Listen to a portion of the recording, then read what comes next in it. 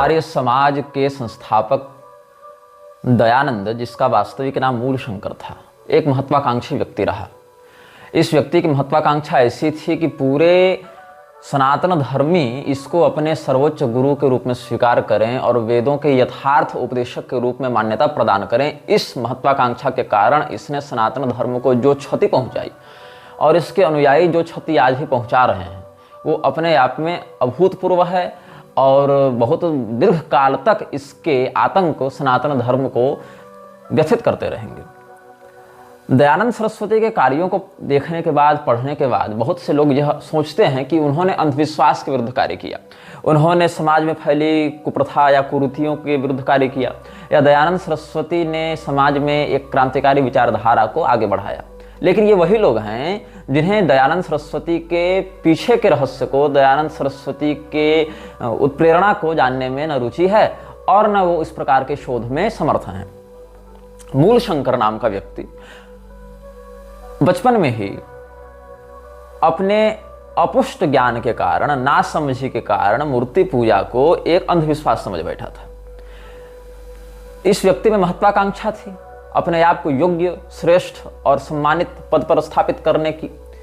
और कुछ लोगों का मत है कि जो वास्तविक दयानंद सरस्वती था उसको अंग्रेजों ने गायब करवा दिया था और गुरु विरजानंद, जो अंधे दंडी सन्यासी थे, उनके पास अपने किसी एजेंट को भेजा था। यद्यपि इस बात का कोई ठोस प्रमाण उपलब्ध नहीं होता है कि दयानंद असली वाले को गायब करवा दिया गया और दूसरे किसी नकली व्यक्ति को दयानंद बनाकर भेजा गया था। इसका कोई ठोस प्रमाण कम से कम मेरे पास तो नहीं है। इसीलिए हम ये मानकर चलेंगे कि दयानंद सरस्वती एक ही था, वास्तविक था, और उसने ही जो किया सब का उत्तरदायी उसे ही समझा जाना चाहिए। तो हुआ ऐसा, दयानंद सरस्वती का जो कार्यकाल है प्रधानता से वो है 19वीं शताब्दी का उत्तरार्ध।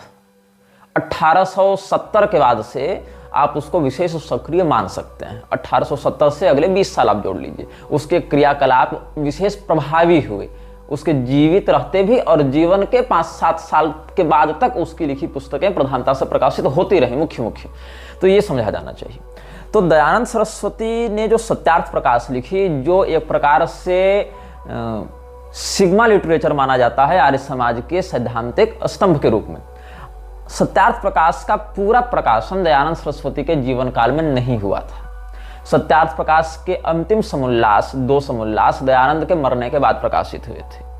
तो इसमें यह संभावना बिल्कुल हो सकती है और मेरी दृष्टि में है भी कि दयानंद ने जो सत्यार्थ प्रकाश लिखी थी, उस सत्यार्थ प्रकाश में बाद में बहुत सी ऐसी बातों को डाला गया जो दयानंद के भी विचारों के विरुद्ध थे। अब इसमें युधिष्ठिर मीमांसक जैसे कुछ लोगों ने कुछ पत्रावलियों का संदर्भ देते हुए यह भाव प्रस्तुत किया है कि नहीं, दयानंद के जीवित रहते ही दयानंद सरस्वती ने पूरी सत्यार्थ प्रकाश लिखी थी, लेकिन प्रेस वालों की गलती, प्रेस वालों की असावधानी के कारण जो अंतिम 2 समुल्लास थे वो नहीं छप पाए थे, जिसमें ईसाईयत और इस्लाम के विरुद्ध उसने लिखा है, वो नहीं छप पाए थे। लेकिन ये चिंतनीय है कि अगर दयानंद सरस्वती ने 2 समुल्लास पहले ही लिख लिए थे तो उसको मूल सत्यार्थ प्रकाश के साथ भी प्रकाशित कराया जा सकता था।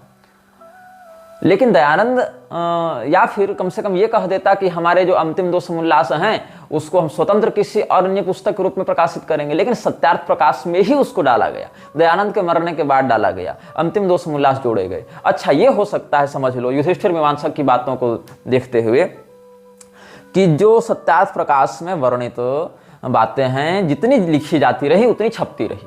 मतलब जब पहला, दूसरा, तीसरा, चौथा, 5वां समुल्लास ये सब लिखा गया वो छपा, फिर बाद वाले लिखे गए तो छपने के लिए भेजा गया, उससे पहले ही दयानंद की मृत्यु हो चुकी थी। तो ये बताओ कि अंतिम समुल्लास तो चलो ठीक है, जो लोग ये कहते हैं कि वाल्मीकि जी ने उत्तरकांड नहीं लिखा, उत्तरकांड बाद में किसी ने जोड़ दिया अंत में, ऐसे समाजी स्वयं दयानंद सरस्वती के मरने के बाद 13वां और 14वां समुल्लास छाप रहे हैं और उसके बाद ये मानने के लिए हमें विवश करने के लिए प्रयत्नशील है कि नहीं, ये तो असली दयानंद ने ही लिखा था, इसको तो केवल प्रकाशित बाद में किया गया, लेकिन लिखा दयानंद ने था।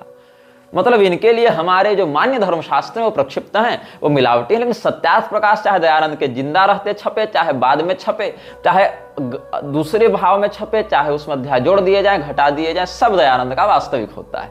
यही इन लोगों की मूर्खता है। तो अगर मान लो कि बाद में भी जोड़कर छापा गया लेकिन वास्तविक रचनाकार दयानंद ही था, तो पहले के संस्करण में जो बातें छप चुकी थी, सैद्धांतिक बातें, टाइपिंग मिस्टेक तो खैर बदल ले जाते हैं, टाइपिंग मिस्टेक में तो उतना हम लोग भी सुधार करते हैं अपनी पुस्तकों में, पढ़ते पढ़ते ध्यान करें यहाँ तो ये टाइपिंग मिस्टेक है, इसको अगले संस्करण में सुधार लेंगे। लेकिन जो आधारभूत सिद्धांत ही लिखा गया है श्राद्ध प्रकरण इत्यादि में या अन्य जो विषय हैं उसमें, उन समस्त प्रकरणों को भी क्यों बदला जाने लगा?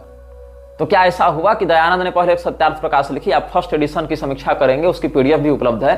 तो प्रथम संस्करण में जो बातें हैं हो सकता है पूर्णतया न समाविष्ट हो सके, इसीलिए आगे फिर अन्य समोल्लासों को दयानंद के मरने के बाद उसमें प्रकाशित किया गया। हो सकता है दयानंद ने लिख दिया हो पहले ही, लेकिन प्रकाशित बाद में किया गया। तो फिर ये बताओ कि उसमें जो बातें पहले छप चुकी थी उनको बिना बदले तुम दूसरे भागों को जोड़ते ना, तुम प्रथम संस्करण के भागों को भी बदल रहे हो, उसमें वर्णित बातों में भी परिवर्तन कर रहे हो। मतलब क्या है?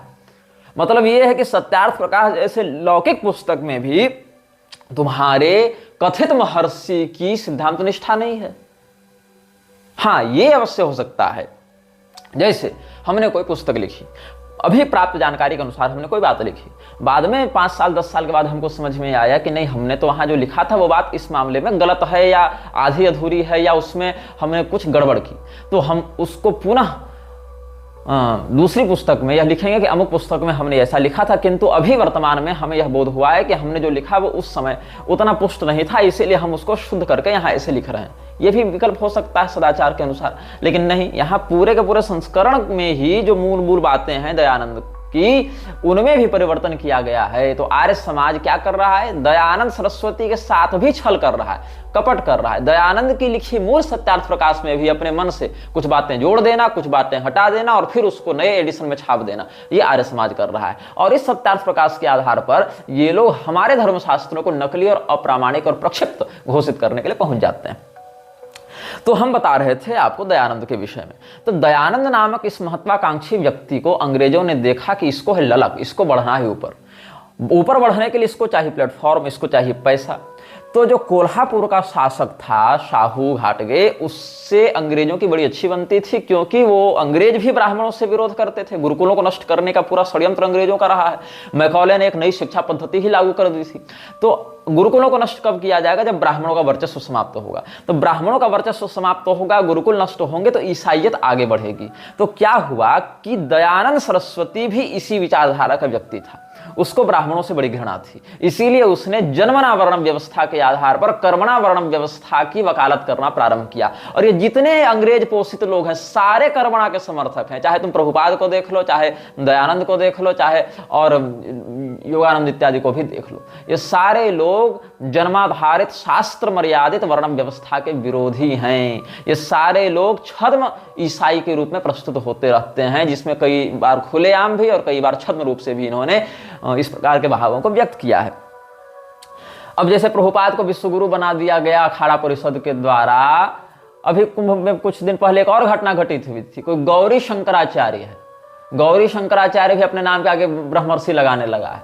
वो त्रिकाल भवंता जो फर्जी है ना, वो शंकराचार्य लिखती है, उसने उसको विश्वगुरु बना दिया है। तो नाचो बैठकर, ये दो विश्वगुरु हो गए, है ना। उसको भी बना दिया, जैसे प्रभुपाद को इधर बना दिया। अरे भैया, अखाड़ा परिषद यहाँ चिल्लर पर बिकने वाली संस्था है, तुम तो डॉलर और पाउंड दे रहे हो उसको, तो क्यों नहीं तुमको बनाएगी?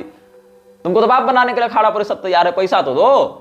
फिर तो तुम ममता कुलकर्णी भी रहो तो तुमको आचार्य और धर्मगुरु और महामंडलेश्वर बना देगी वो लोग, अखाड़ा परिषद के लोग। तो जो विश्वगुरु वाली बात थी, प्रभुपाद को इन्होंने बना दिया। उसके बाद पता चल रहा है गौरी शंकराचार्य को किसी संस्था ने अखंड भारत रत्न दे दिया। भारत रत्न तो मिल नहीं रहा था, तो अखंड भारत रत्न के नाम से एक सम्मान दे दिया। और उस सम्मान का जो प्रमाण पत्र है उसको पढ़ोगे तो वहां भारत का जो स्पेलिंग है, उसकी जो वर्तनी है, BHARAT नहीं है, BAHRAT है, मैंने भारत है, वो भारत नहीं है। मतलब अखंड भारत रत्न भी दे रहे हैं अशुद्ध वर्तनी के साथ ये लोग। तो खूब जगत गुरु, महामंडलेश्वर, विश्व गुरु, आचार्य, पीठाधीश्वर, सब अभी ताबड़तोड़ प्रिंटिंग है। अब चेला बनते ही नहीं, अब सीधे गुरु बनते हैं। और गुरु बनने के लिए जिसके पास जितना बड़ा पैसा उतना बड़ा गुरु। तो दयानंद को चाहिए था पैसा, पैसा था शासकों के पास। तो ईसाई मिशनरियों को बढ़ाने के लिए और ब्राह्मणों को समाप्त करने के लिए क्या किया, शाहू ने हाथ मिलाया अंग्रेजों से और अंग्रेजों ने हाथ मिलाया शाहू से। दोनों ने एक दूसरे से हाथ मिलाया, सत्ताधारी लोगों ने हाथ मिलाया, ब्राह्मणों पर अत्याचार किया। अब ब्राह्मणों के ऊपर सीधे सीधे अगर हम अटैक करेंगे तो हिंदुओं का समुदाय हमारे विरुद्ध हो सकता है, इसलिए हिंदुओं को दो भागों में बांटा। हिंदुओं का सर्वमान्य स्वतः प्रामाण्य ग्रंथ है वेद, तो वहां से पकड़ा वेद को, और दयानंद सरस्वती को कोल्हापुर के शासक ने स्पॉन्सर किया, और दयानंद सरस्वती और के आर्य समाज और उधर वामपंथियों के सत्य शोधक समाज दोनों को जोड़ दिया। इसका प्रमाण आपको रॉबर्टसन को जो साहू ने चिट्ठी लिखी थी 1918 ईस्वी में, उसमें इसका प्रमाण आपको प्राप्त हो जाएगा, जो पिछले अनुभाग में हमने पढ़कर सुनाया भी है कि कैसे उसने सत्य शोधक समाज और आर्य समाज दोनों को साथ में मिलाया और खूब पैसा दिया इन लोगों को। तो ये तो बाद की बात हुई। इससे पहले की बात, ये तो दयानंद के बाद 1918 में ऐसा हुआ, लेकिन उससे पहले की बात क्या हुई थी? उससे पहले की बात यह हुई थी कि दयानंद गया विरजानंद के पास। विरजानंद कौन थे? विरजानंद एक दंडी सन्यासी थे, लेकिन समस्या क्या है, ये अपने समय के रामभद्राचार्य थे। आता जाता कुछ नहीं था, लेकिन बोलना हर विषय पर है, यही जान लो, रामभद्राचार्य के समान। जबकि पतित को, अंधे को, नपुंसक को और विकल व्यक्ति को दंड संन्यास निषिद्ध है, लेकिन इसने दंड संन्यास ले रखा था। अपने नाम के आगे विरजानंद सरस्वती थे, तो दयानंद सरस्वती इसके पास गया, उसमें तो मूल शंकर था। दोनों बैठे। अब गुरु अगर सच्चा भी हो तो उसको क्या पता कौन आ रहा है, किसके द्वारा भेजा गया हो, उसको तो ऐसे भी कोई सेवक चाहिए था सेवा करने के लिए, तो दयानंद रहने लगा उसके साथ। अब नेत्रहीन लोगों के साथ क्या बात होती है कि अगर भगवान या किसी भी अंग से कोई अगर विकल हो, कोई विकलांग हो, तो क्या होती है, किसी एक अंग को अगर प्रकृति छीन करती है तो किसी दूसरे अंग में उसकी ऊर्जा को समाविष्ट कर देती है। जैसे कोई व्यक्ति अगर बहरा है तो देखी हुई बातों को बहुत अच्छे से याद कर सकता है, पढ़ी हुई बातों को बहुत अच्छे से याद कर सकता है। कोई अंधा है तो सुनी हुई बातों को बहुत अच्छे से याद कर लेता है, क्योंकि आंख वाला डाटा जो दिमाग में जा रहा है वो तो खत्म हो गया ना, अब केवल डाटा तो कान से जा रहा है, तो सिंगल सिग्नल से चैनल से सिग्नल आ रहा है तो पूरा याद रह जाता है उसको। तो इसीलिए विरजानंद को संस्कृत का अच्छा ज्ञान था। विरजानंद ने दयानंद को पढ़ाया, बढ़ाया, और दयानंद के वास्तविक उद्देश्य से वो अवगत थे कि नहीं थे तो हमको अभी पुष्ट जानकारी नहीं है, लेकिन अगर अच्छे व्यक्ति भी होंगे तो भी दयानंद ने अपने नाम के आगे जो उपाधि लगाई दयानंद सरस्वती। हर बात पर ये लोग वेद की बात, वेद की बात, वेद की बात उठा कर ले आते हैं। हमें ये बताओ कि दयानंद सरस्वती ने अपने नाम के आगे जो आनंद सरस्वती शब्द लगाया, आनंद सरस्वती शब्द का वेद में कहाँ प्रमाण है कि कोई सन्यासी अपनी परंपरा के आगे आनंद सरस्वती लगावे अपने नाम के आगे? ये कहाँ है वर्णन वेदों में? वेदों में वर्णन तो है, दशनामी परंपरा के अंतर्गत एक दंड संन्यास के अंतर्गत शंकराचार्य जी ने यह बढ़ाया है, लेकिन तुम तो शंकराचार्य जी के अनुयायी नहीं मानते हो ना स्वयं को। दयानंद सरस्वती ने क्या स्वयं को शंकराचार्य जी की परंपरा का माना? नहीं माना, लेकिन लगाया क्या? आनंद सरस्वती, ताकि लोगों में प्रभाव जमे। आनंद सरस्वती और इंद्र सरस्वती ये दोनों परंपरा दशनामी के सरस्वती परंपरा में आते हैं, ऐसा शक्ति संगम तंत्र के छिन्नमस्ता खंड का वर्णन मत है। लेकिन क्या तुम शक्ति संगम तंत्र को प्रामाणिक मानते हो?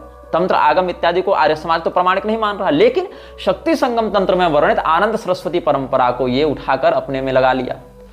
और वेदों को ये कितना मानते हैं? ऋग, यजुः, साम, अथर्व की केवल मंत्र संहिता को, उसमें भी ये लोग तो अब अथर्व वेद को भी नहीं मान रहे हैं। मुझे एक आर्य समाजी का मिला था लेख, जिसमें वो कह रहा है कि अथर्व वेद भी वास्तविक वेद नहीं है, वो तो तंत्र मिश्रित वेद है, असली वेद तो ऋग, यजुः, साम ही है बस। उसमें भी केवल संहिता भाग, मंत्र भाग केवल, ब्राह्मण भाग नहीं। उसमें भी यजुर्वेद में केवल शुक्ल यजुर्वेद, कृष्ण नहीं, मतलब ये भी वेद को पूरा नहीं मानते।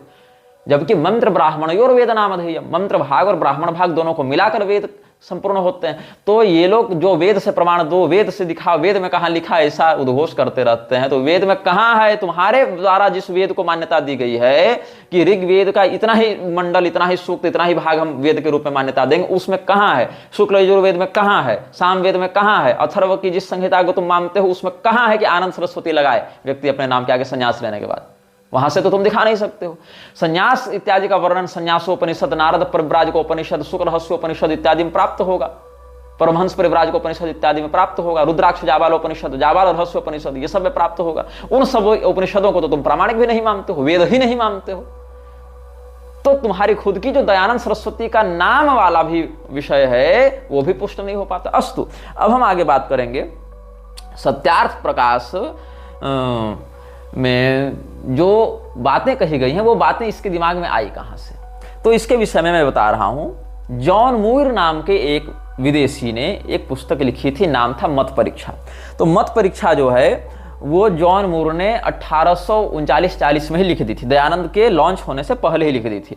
तो क्या हुआ, रुडोल्फ जो था, फादर रुडोल्फ, मिशनरी एजेंट था, उसने लुधियाना से प्रकाशित करवाया था। जॉन मूर की पुस्तक का नाम था मत परीक्षा।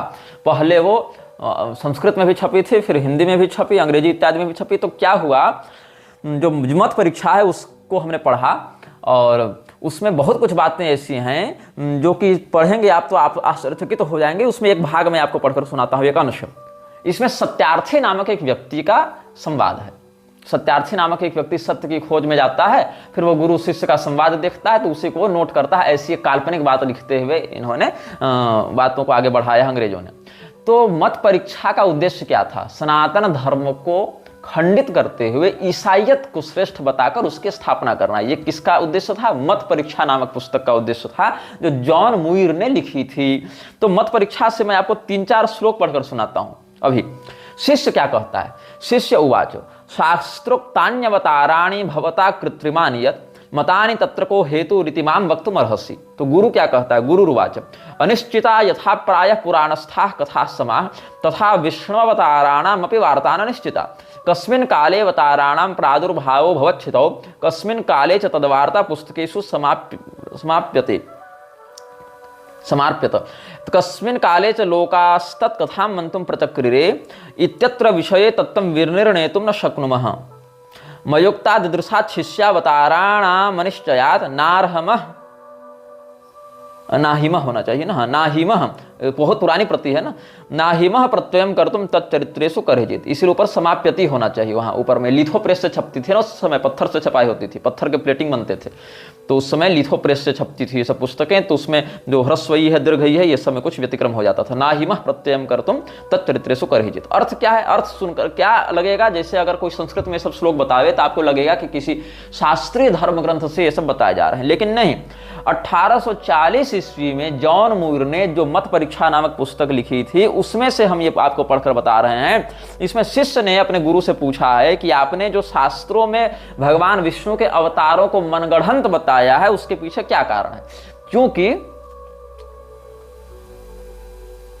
ईश्वर त्रिविध रूप में प्रतिभाषित होता है, पिता पुत्र और आत्मा, मतलब सदात्मा, मतलब heavenly father and his son and the Holi spirit. ये तीनों की बात जो ईसाई कहते हैं उसी बात को सिद्ध करने के लिए जॉन मूर ने मत परीक्षा लिखी थी। इसमें इसने कहा कि हम पुराणों को प्रमाण नहीं मानते और हम भगवान विष्णु के अवतारों को भी प्रामाणिक नहीं मानते, मनगढ़ंत मानते हैं। तो शिष्य ने पूछा कि शास्त्रों में वर्णित अवतारों को आप कृत्रिम कहते हैं, आप मनगढ़ंत बोलते हैं, इसके पीछे क्या कारण है? तो गुरु क्या समझाता है? ये सब काल्पनिक बातें इसने लिखी हैं। गुरु क्या समझाता है कि पुराणों की कथाएं अनिश्चित हैं, उसी प्रकार विष्णु के जो अवतार कहे गए हैं उनका चरित्र भी निश्चित नहीं है।